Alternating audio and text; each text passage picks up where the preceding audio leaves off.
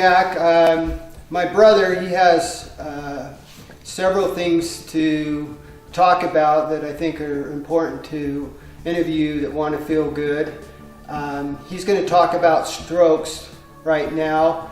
4 years ago, I was in the hospital with my brother, with the rest of my family members. Maybe it was his time to leave this earth. He felt that he had no regrets. He mentioned that to us. He was ready to go, but things changed, and he recovered from his strokes. And I just wanted him to explain what happened, what we can maybe do to prevent strokes, and anything he wants to say about strokes. Well, just a little over 4 years ago, I had a couple strokes right out of the blue. I was a perfectly healthy 55-year-old guy that ran his own business and was very active and did lots of things. It wasn't like I wasn't taking care of myself, because for the most part I was. But all of a sudden I was at work one day and I felt like I was electrocuted and that I lost sense of balance and was like flipped upside down is how I explain it. And what had happened was I had a massive stroke. One of my main arteries in the back of my neck bisected, completely collapsed, and shut the part of my brain called the cerebellum part that's in charge of your balance part, completely shut it down. And I stayed like that for a couple minutes. And then after that, the other side of your artery takes over. It understands that there's a problem in your body, and I was able to gain my balance back even though I was sick and my head hurt really bad. I just kind of thought that, I had a dizzy stroke or something.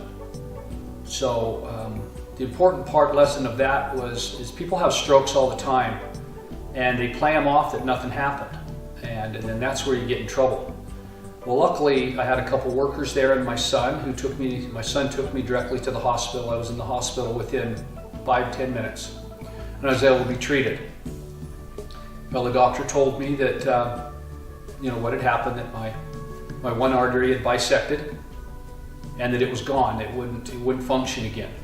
But my other side would allow me to be completely active, and there would probably be nothing wrong with me other than I only had one artery feeding my brain. And if that artery was to have troubles, then I would die. So of course they put you on medication to help with that, so that doesn't happen. And I was about ready to be released about 4 days later out of the hospital. And right before I was released, I was walking down the hallway and I had another stroke, which really scared me because I thought I was going to die. So I went through those same feelings that I think a lot of people who ever felt like they were going to die, what goes through your mind. And I know that I wasn't scared. I know that I wasn't nervous. I felt like I'd lived a good life and that I did the things I was supposed to do. But I was nervous for my family. I was nervous for a few different things, leaving your family, of course. And there were some things that I wanted to change. And there was a few things I still needed to do. Well, fortunately, the medication that they'd given me broke open that artery that had closed. And the reason I had the second stroke was because it broke loose all the blood clots and all the stuff in that artery, and it went up into my brain, and that's what caused the second stroke. But it was a blessing in disguise because it actually opened that other artery back up, and I had two functioning arteries now again.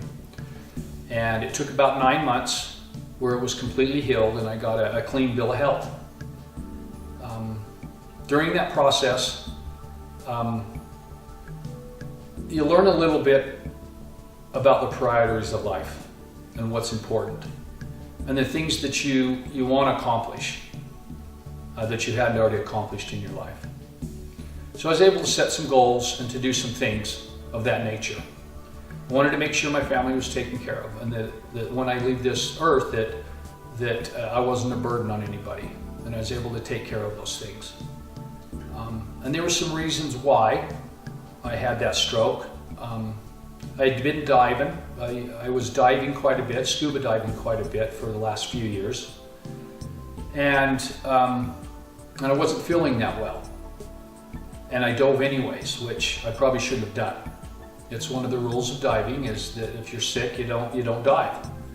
Well, I thought I was okay and did it anyways. And another reason why I had it was years before I had had problems with drug addiction. And I'd found out that my drug of choice, which was cocaine, has a tendency to crystallize your arteries.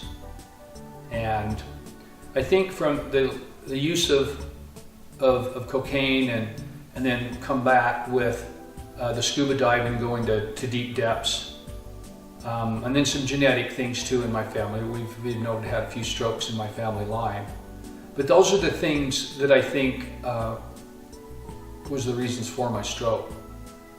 And each of us have different reasons or different excuses why things happen to us. But what's really important is what we do to correct those things, what we do to live with those things and be accepting of them, but also what we do, what we're told to do, the correct things to do to correct them or make our lives livable. But that's kind of what I learned out of that is, I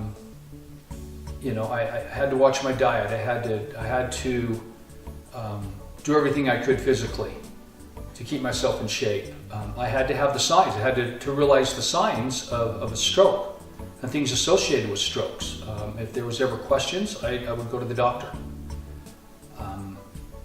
But anyways, those are the things. It was a pretty traumatic experience in my life, but it also helped me be a better person and to be able to do better things in my life also.